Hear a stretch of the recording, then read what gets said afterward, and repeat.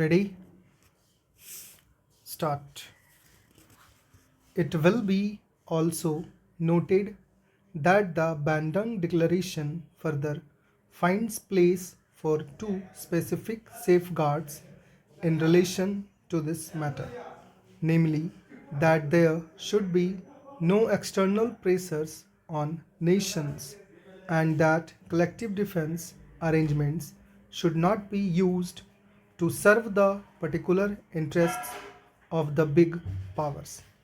We are also happy that the declaration begins with a statement of adherence to human rights and therefore to the fundamental values of civilization.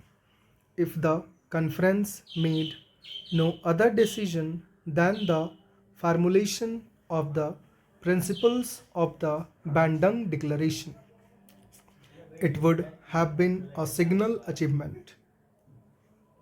So much for the actual work and achievement within the conference itself.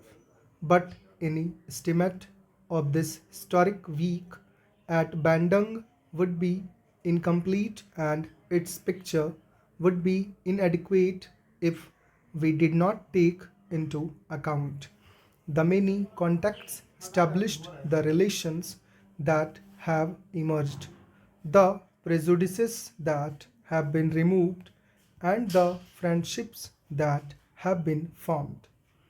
More particularly, reference should be made to the conversations and happily some constructive results arising from private talks.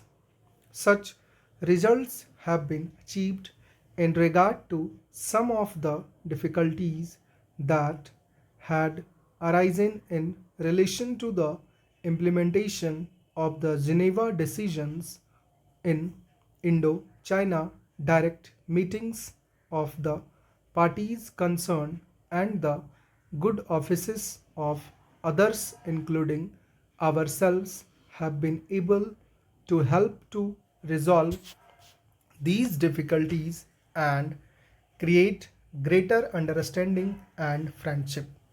This is the position in regard to Cambodia, Laos, and of the Democratic Republic of Vietnam. We regret, however, that we have not been able to make progress in this regard in respect of South Vietnam. This must await time and further endeavor.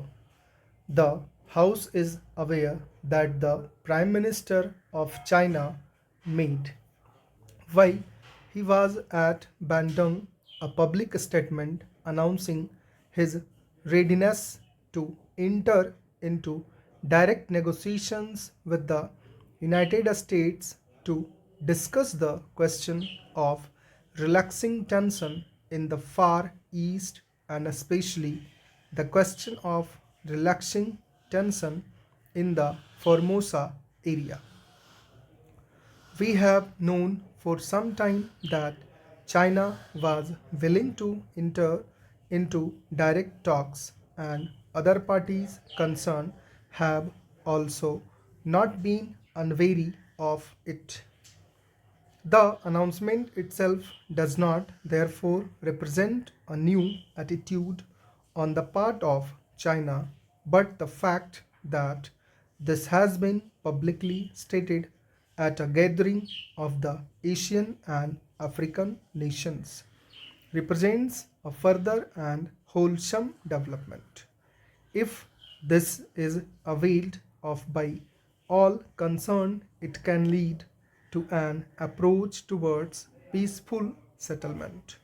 I had several conversations with Chinese premier and some of these related to Formosa. At my request, our defense minister had also explored certain aspects of this question with the Prime Minister of China. Stop.